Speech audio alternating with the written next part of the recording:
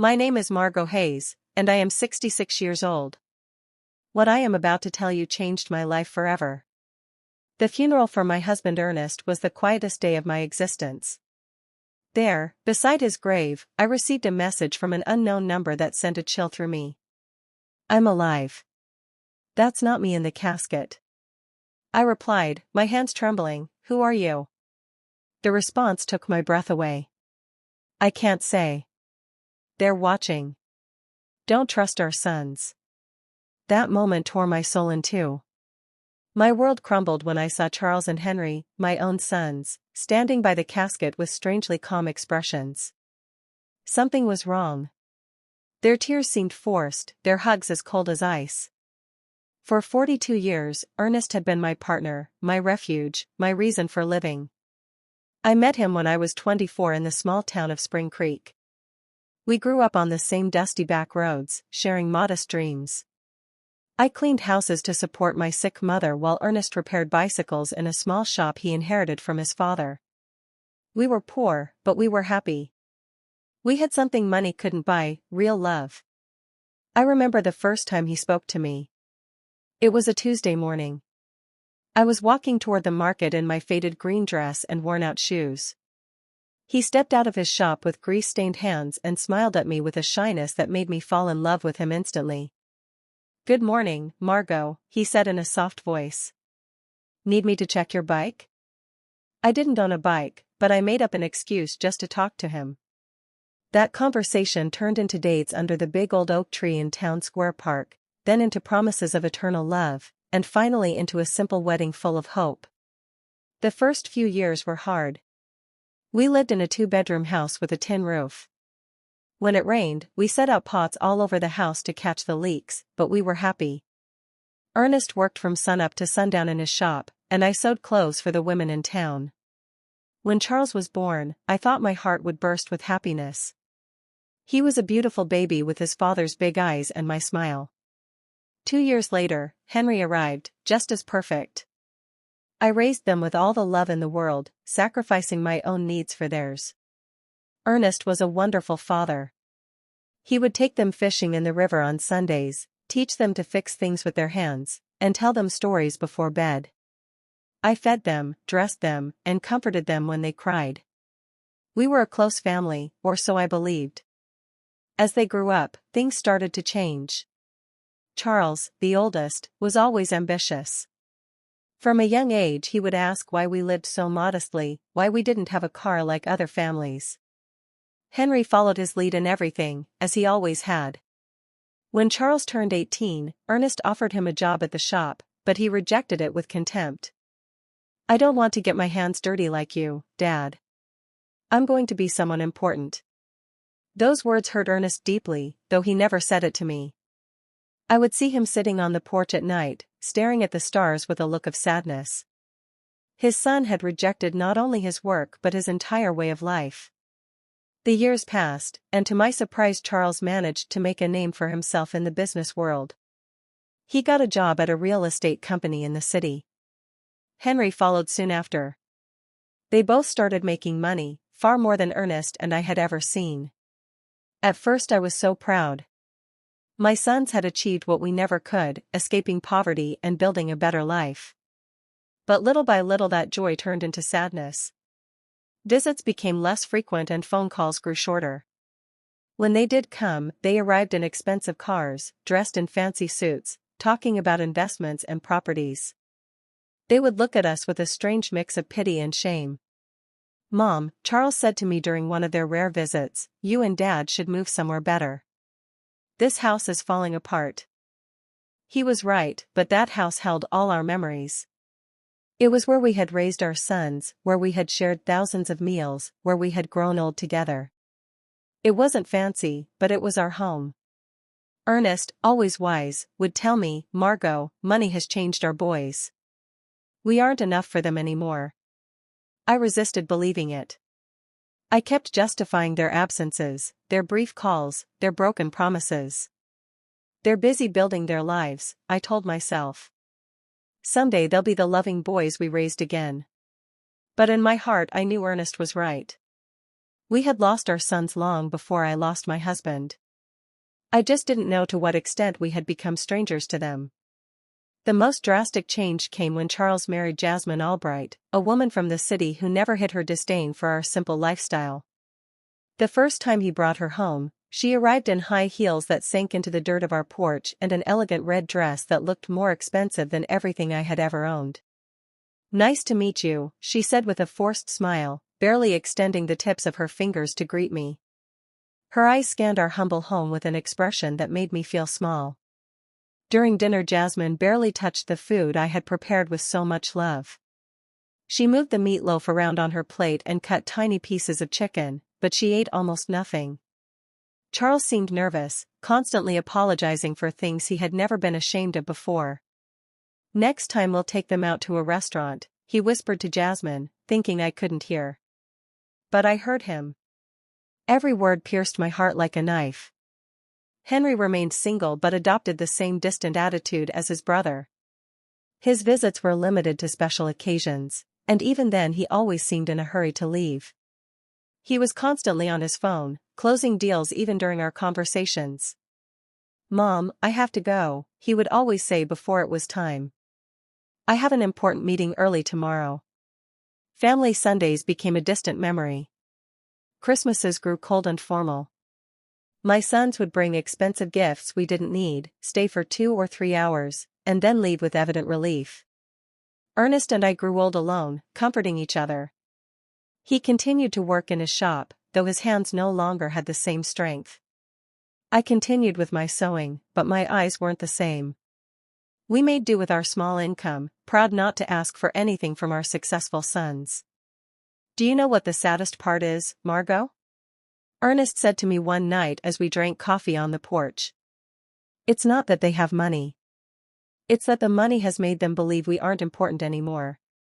He was right, as always.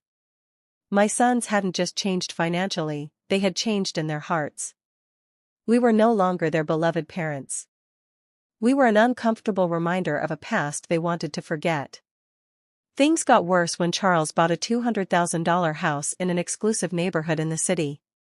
Henry did the same soon after, investing in a luxury apartment that cost $150,000. Suddenly our sons were owners of fortunes we couldn't even imagine. "You should sell this house and move into a retirement community," Jasmine suggested during one of her rare visits. "There are some very nice places for people your age. You'd be more comfortable." The word community hit me like a slap, a retirement community. After 40 years of building our home, after raising these sons with so much love, they wanted to send us away.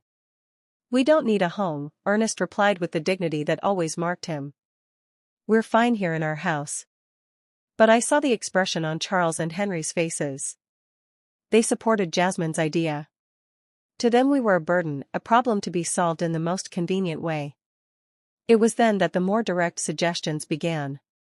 Charles arrived one day with papers in his hand, documents he had prepared without consulting us. "Dad, Mom," he said with that fake smile he had perfected, "I've been thinking about your future. This house is worth at most $1,000. If you sell it, I can add some money so you can move somewhere better." To us there was no place better than the home where we had been happy for decades. But Charles didn't understand that.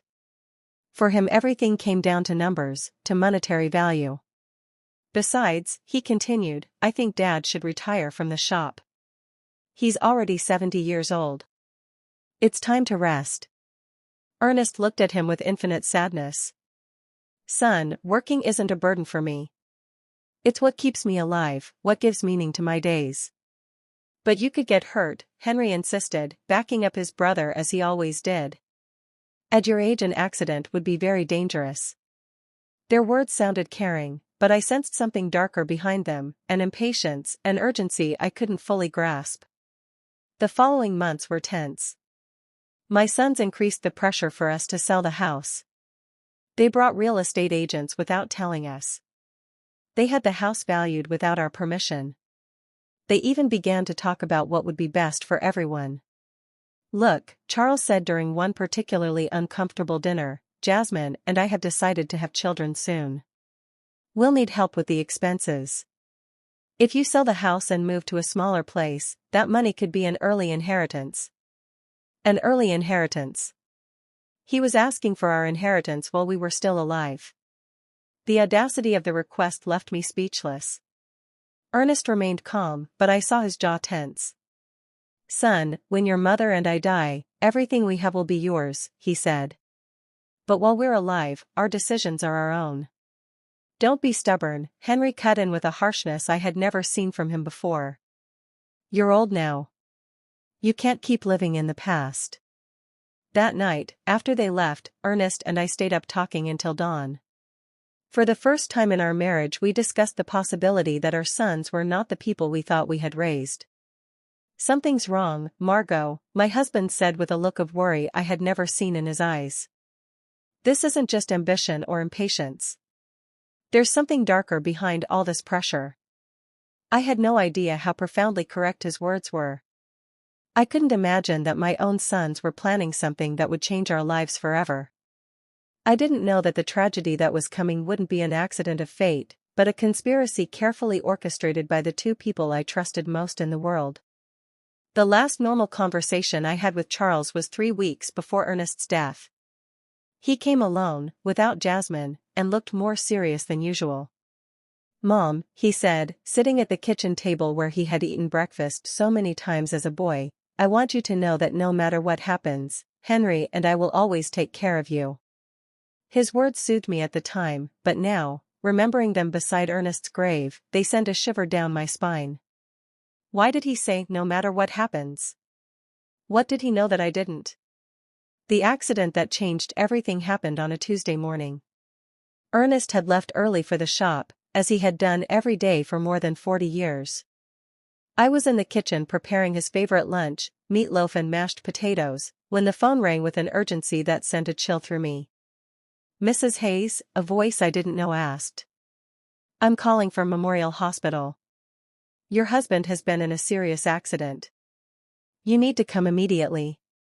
The words blurred in my mind like ink in water. The world stopped. My legs turned to jelly, and I had to grab the door frame to keep from falling. What happened? Is he okay? Is he alive? "Ma'am, please come as soon as possible." The trip to the hospital was a hazy nightmare. My neighbor Doris had to drive me because I was shaking so much I couldn't even hold the keys. The whole way there my mind refused to accept what was happening. Ernest was careful, meticulous in his work. How could this have happened? When we arrived, Charles and Henry were already there.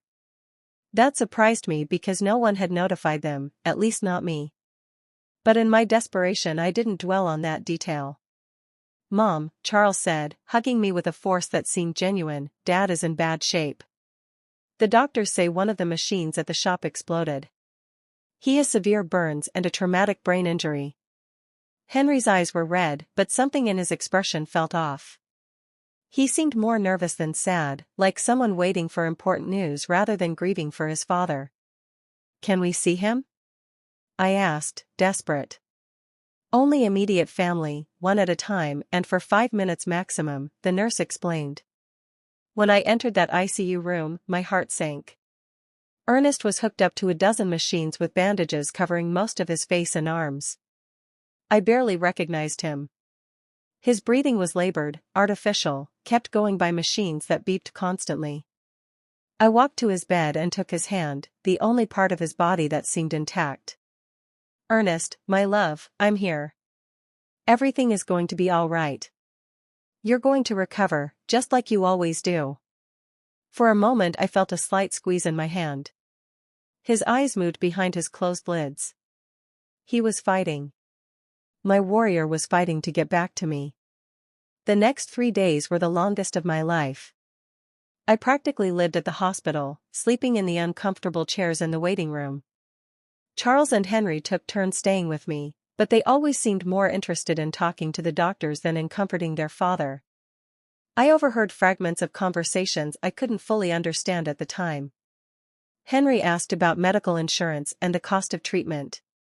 Charles was on the phone talking about life insurance policies and beneficiaries. "Mom," Charles said on the second day, "we reviewed Dad's insurance. He has a life insurance policy for $50,000. There's also a workers' compensation policy that could cover up to $75,000 more. Why was he talking to me about money when Ernest was still fighting for his life? Why was he worried about insurance instead of his father's recovery? I don't care about the money, I responded harshly. I just want your dad to get better. Of course, Mom, he said, but I saw something cold in his eyes, a calculator working while his father lay dying. On the third day, the doctors gave us the most devastating news of my life. Dr. Patterson, an older man with a compassionate expression, gathered us in a small office.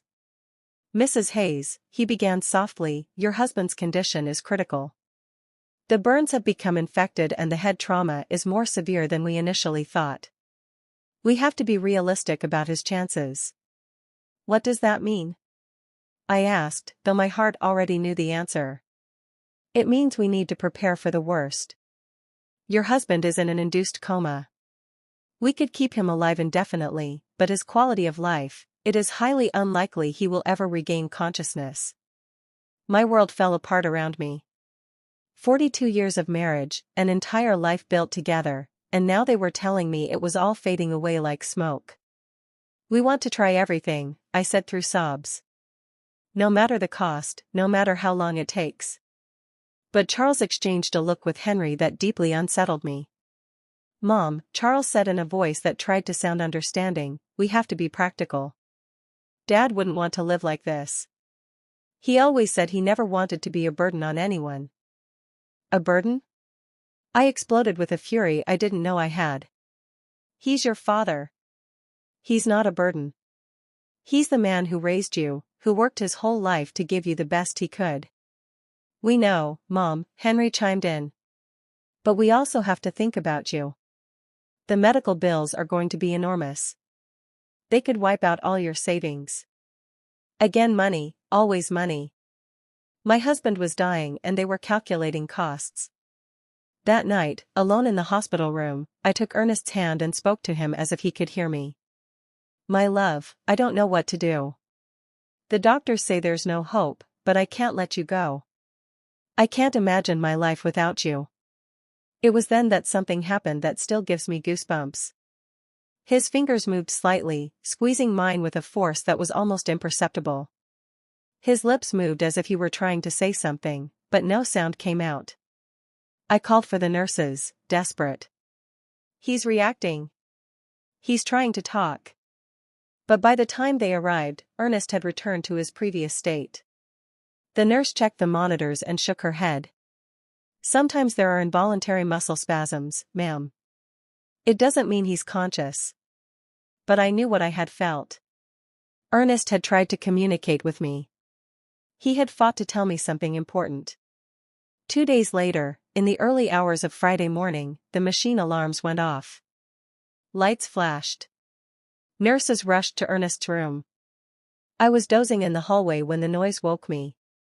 No, no, no. I screamed, running toward the room. The doctors worked for 40 minutes trying to resuscitate him, but it was useless. At 4:37 in the morning, Ernest was officially declared dead. The pain I felt in that moment was physical, as if my heart had been ripped from my chest. I collapsed by his bed, hugging his still warm body, refusing to accept that he was gone forever. Charles and Henry arrived at the hospital an hour after their father's death. They seemed prepared, as if they had been expecting the call. They brought papers, documents, and phone numbers for funeral homes. We already talked to the Spring Creek Funeral Home, Charles said while I was still crying inconsolably. They can pick up the body this morning. We also contacted the insurance, Henry added. The claim process is already underway. How could they be so efficient, so organized, so cold just an hour after losing their father? Something was wrong. But my grief was so intense that I couldn't think clearly. The funeral was scheduled for the following Monday. Charles took care of all the arrangements without really consulting me. He chose the simplest casket, the shortest service, as if he wanted to get it all over with as quickly as possible. It's what Dad would have wanted, he said when I complained about not being included in the decisions. Something simple, without a fuss. But Ernest deserved better than this indecent rush to bury him and forget. The day of the funeral arrived, cloudy and cold, as if the sky itself were crying for Ernest. I wore my only black dress, the same one I had worn for my mother's funeral years ago. My hands were shaking so much that Doris had to help me button the small buttons on the back. "Be strong, Margot," my dear friend whispered as she carefully combed my hair. "Ernest would want to see you strong." But I didn't feel strong. I felt empty, like a shell without a soul. 42 years of marriage can't be buried so easily. Every object in the house reminded me of him, his coffee mug on the table, his tools on the porch, his pillow that still held his scent. When we got to the cemetery, I was surprised by how few people had attended. I expected to see more of Ernest's co-workers from the shop, more neighbors, more acquaintances, but it was only Charles, Henry, Jasmine, Doris, me, and the pastor. For a man who had lived 70 years in the same town and had helped so many people, the funeral seemed strangely empty. "Where are the men from the shop?" I asked Charles. "We didn't want to bother anyone," he replied quickly. Dad was a private person. He would have preferred something intimate. But that wasn't true. Ernest loved his community. He cared about his neighbors. He would have wanted them to come say goodbye. Why had Charles decided to make everything so secretive, so rushed? During the service I watched my sons with strange emotional detachment. Charles had a solemn expression appropriate for the occasion, but his eyes constantly darted toward his watch. Henry seemed restless, as if he had more important things to do. Jasmine discreetly checked her phone behind her black veil. This was how they were saying goodbye to their father, with impatience and distractions. The pastor spoke about eternal life, about well-deserved rest, about reuniting with God. His words felt hollow in my shattered heart. I didn't want Ernest to rest in peace. I wanted him to come home with me, for us to keep growing old together, for us to keep drinking coffee on the porch every evening. When it was time to throw dirt on the casket, my legs refused to hold me up. Doris had to support me as I sobbed uncontrollably. The sound of the dirt hitting the wood was final, conclusive, hopeless. It was at that exact moment, standing by my husband's grave, that my phone vibrated. A text message from an unknown number. "I'm alive. That's not me in the casket." My heart stopped. The letters danced in front of my eyes as if I were hallucinating. I was losing my mind from the grief. With trembling hands I replied, "Who are you?" The answer came immediately. "I can't say. They're watching. Don't trust our sons." The phone fell from my hands as if it were burning. Doris bent down to pick it up, but I stopped her abruptly. I couldn't let anyone else see those messages, not until I understood what was happening. "Are you okay, Mom?" Charles asked, approaching with a worried expression. I stared at him, trying to find some clue on his face. His eyes seemed sincere, but now every gesture, every word, every expression felt suspicious. "I'm fine," I lied, putting the phone in my purse. "I just need to go home." On the way back I couldn't get those messages out of my head. Was it possible that someone was playing a cruel joke at the worst moment of my life? Or was there really a possibility that Ernest was alive? But if he was alive, who had we buried? And if he wasn't alive, who knew enough details about our lives to write something so specific about our sons? That night, alone in my house which now felt like a tomb, I reviewed every detail of the last few days. Ernest's accident had been strange from the beginning. According to Charles, a machine had exploded in the shop, but Ernest knew every screw and wire in that place. He was meticulous about maintenance, obsessive about safety. Plus, how had my sons gotten to the hospital so quickly if no one had notified them? The hospital had called me first, I was the emergency contact. How did they know about the accident before I did? And then there was the money. From day one Charles and Henry had talked about insurance policies and beneficiaries as if they had been waiting for this moment, preparing for it. I decided to check Ernest's papers.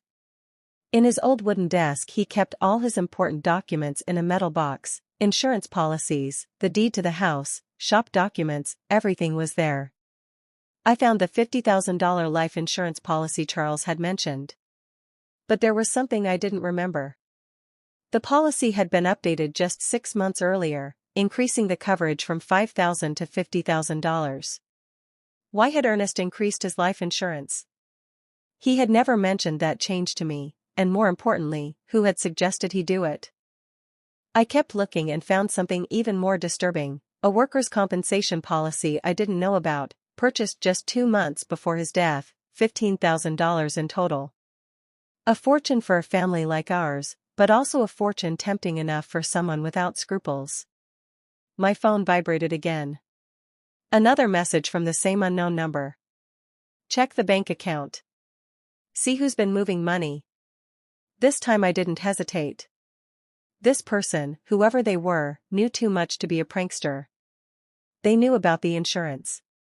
They knew about my sons. They knew details that only someone very close to us could know. The next day I went to the bank where Ernest and I had kept our account for 30 years. Mrs. Thompson, the manager who had known us forever, greeted me with sincere condolences. "Margot, I'm so sorry about Ernest. He was a good man." "Thank you, Mrs. Thompson. I came to check our accounts. I need to understand our financial situation." She showed me the bank statements from the last 6 months. What I saw froze me. Over the past 3 months large withdrawals had been made from our savings account, $1,000 in January, $3,000 in February, $4,000 in March. Money I didn't know had been moved. Who authorized these withdrawals? I asked, my voice trembling. Your husband came in person, Mrs. Thompson explained. He said he needed the money for repairs at the shop. But I kept the household accounts. I knew exactly how much money we had and what we spent. Ernest had never mentioned expensive repairs at the shop, and we had definitely never talked about withdrawing thousands of dollars from our savings. Do you have the signatures for those withdrawals? I asked. She showed me the receipts. Indeed, it looked like Ernest's signature, but something about the handwriting seemed off. It was too shaky, too uncertain for his usually firm, clear script.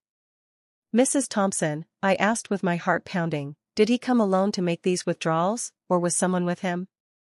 She thought for a moment. Now that you mention it, I think he came in with one of your sons once or twice, Charles, I think. He said he was helping his dad with the paperwork because Ernest had trouble reading documents without his glasses. Charles. My son had been involved in money withdrawals I knew nothing about, using his father's tired eyes as an excuse. But Ernest saw perfectly well with his glasses, which he never took off during the day. That afternoon, as I looked over the bank receipts again and again, I received another message. The insurance was their idea. They convinced Ernest he needed more protection for you. It was a trap. I could no longer deny the evidence piling up in front of me, the mysteriously increased insurance policies, the unauthorized money withdrawals, Charles's presence in transactions I knew nothing about, his suspicious efficiency in organizing the funeral, his coldness during his father's agony. But the question that terrified me was whether they had really planned Ernest's death, how they had done it, and who was sending me these messages. How did this person know so much about what had happened? The following days became a nightmare of doubt and suspicion. Every one of Charles's smiles, every one of Henry's hugs, every word of condolence felt like a mask hiding something sinister. But I needed more proof before I could accept a truth as horrible as the one taking shape in my mind.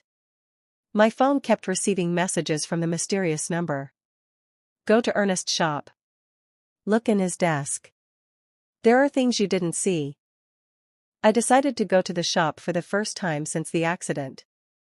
Charles had said a machine had exploded, but when I got there I found something completely different from what I expected. The shop was strangely clean, too clean to have been the scene of an explosion. There were no burn marks on the walls, no debris, no signs of the destruction that such a serious accident should have caused. Where is the machine that exploded? I asked out loud. I looked all over the shop and found every machine in its place, working perfectly, the welder, the compressor, the electric saw, all intact.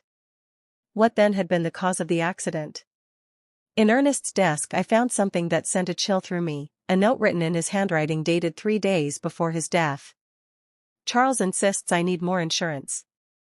He says it's for Margot. But something doesn't feel right. I don't trust his intentions. Below that note was another. Henry brought me some papers to sign.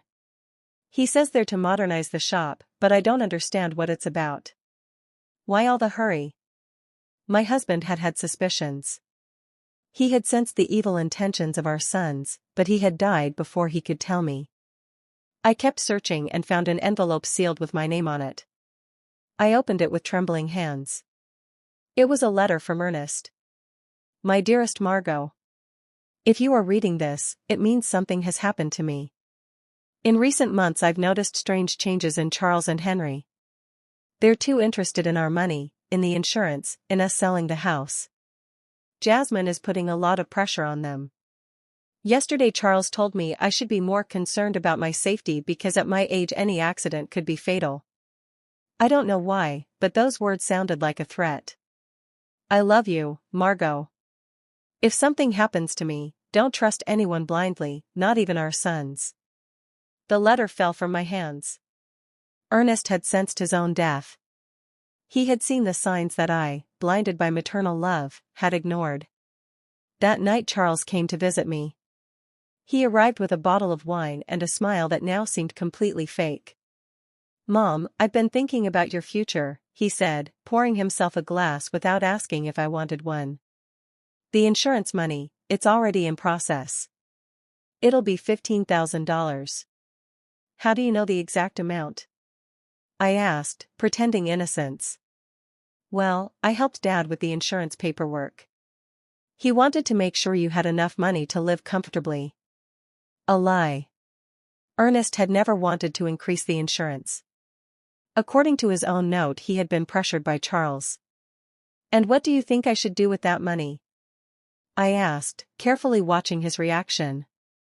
His eyes lit up with a glint that gave me a chill. You could buy a smaller, cozier house, or even better, move into a nice retirement community where you'd have company and medical care. Henry and I could manage your money to make it go further. Manage my money. We just want to take care of you, Mom. At your age it's easy to get scammed or make bad financial decisions. We know about investments, about business. We could triple that amount in a few years.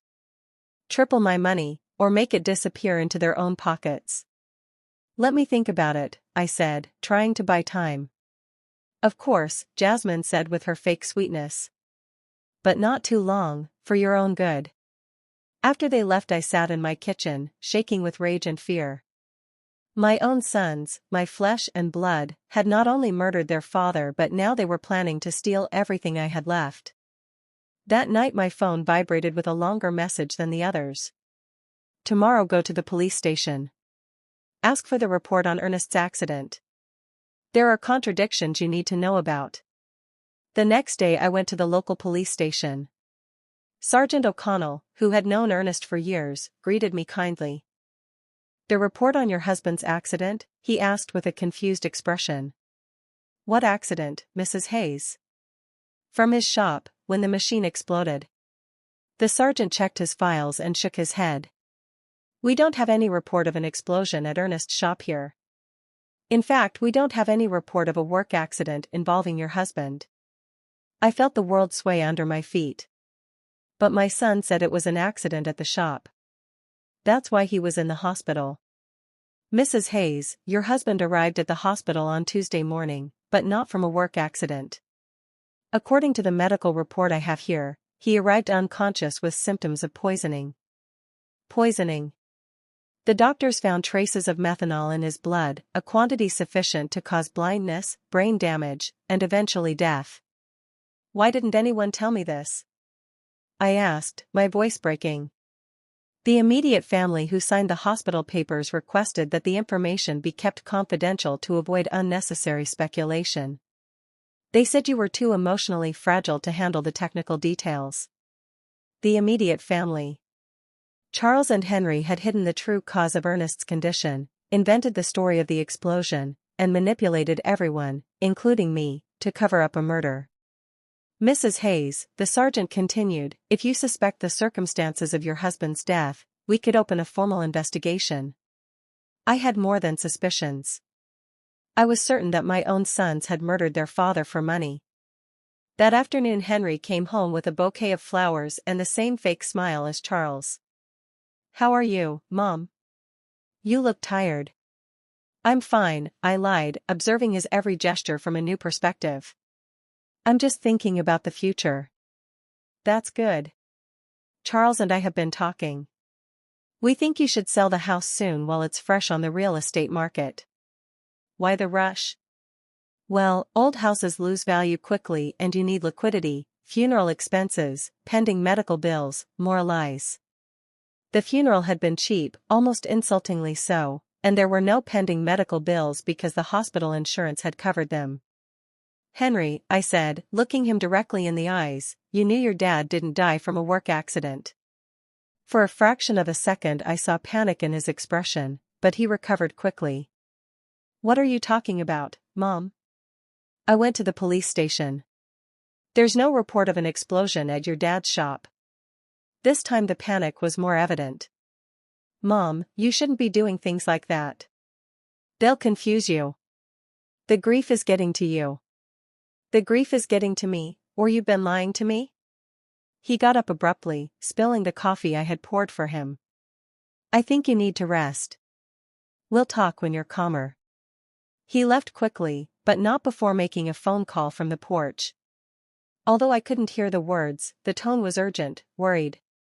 That night I received the most revealing message yet. They're coming together tomorrow. They're going to try to convince you that you're crazy, that grief is making you imagine things. Don't believe them, and don't take anything they offer you to eat or drink. The mysterious message's prediction came true exactly as it had warned. The next day Charles and Henry arrived together at my house, accompanied by Jasmine.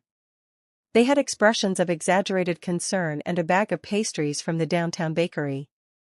Mom, we're so worried about you, Charles began in a sugary voice. The neighbors have told us you've been acting strange. Doris says you've been talking to yourself, that you aren't eating well. Doris had never said that. It was just another lie in their growing collection. Jasmine brought your favorite pastries, Henry added, pointing to the bag.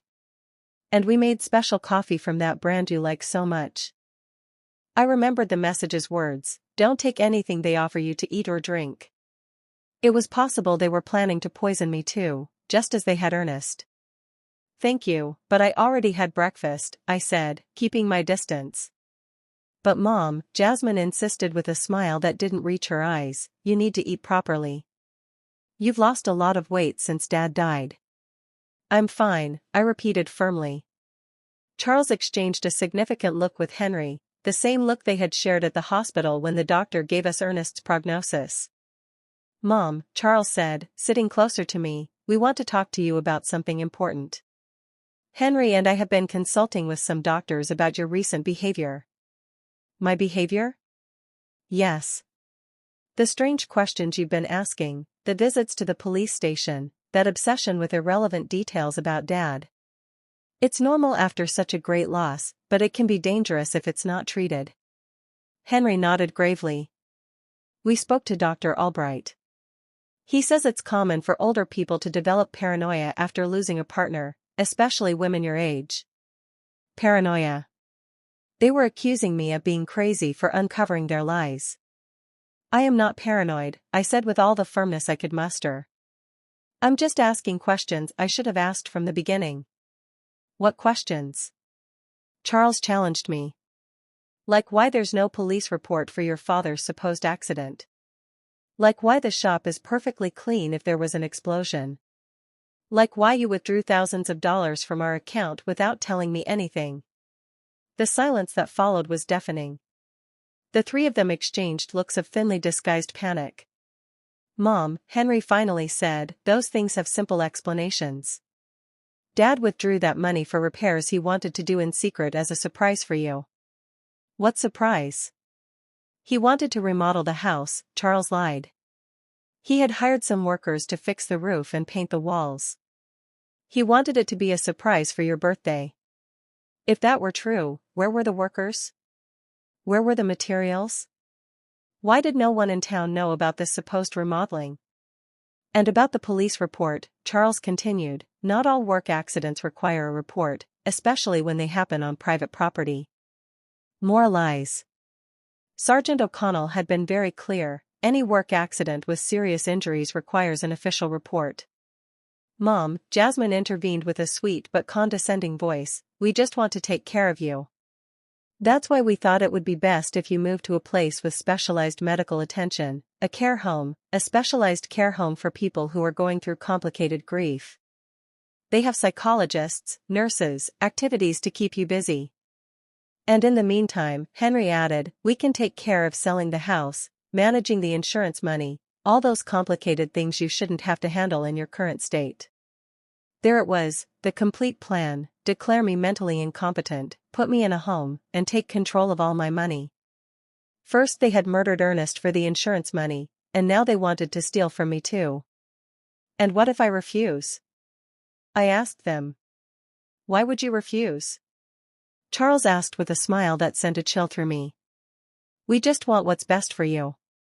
Because this is my house. This is where I built my life with Ernest. This is where I raised you. Mom, Henry said with an exaggerated sigh, you can't live in the past forever. Dad is gone. You have to accept it and move on. I have accepted it, but that doesn't mean I'm going to give away my life and my money. The mask of concern began to crack on my sons' faces. Charles got up abruptly. All right. If you won't listen to reason, we'll have to take more drastic measures. What does that mean? It means we can start a legal process to have you declared mentally incompetent. We have witnesses to your erratic behavior. We have testimony from doctors who confirm you're suffering from senile paranoia. Doctors? What doctors? I haven't spoken to any doctors about my mental state. Dr. Albright already signed a preliminary report, Henry added. He says that based on our descriptions of your behavior it's likely you need specialized care. A doctor who had never examined me had signed a report about my mental state based only on what my sons had told him. How much had it cost them to buy that false evaluation? So you can cooperate voluntarily, Charles continued, or we can do it legally. But either way you're going to get the help you need. It was a direct threat. If I didn't hand over my money voluntarily, they would use the legal system to steal it from me. I need time to think about it, I told them, trying to buy time.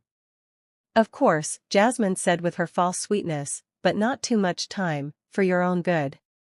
After they left I sat in my kitchen trembling with rage and fear.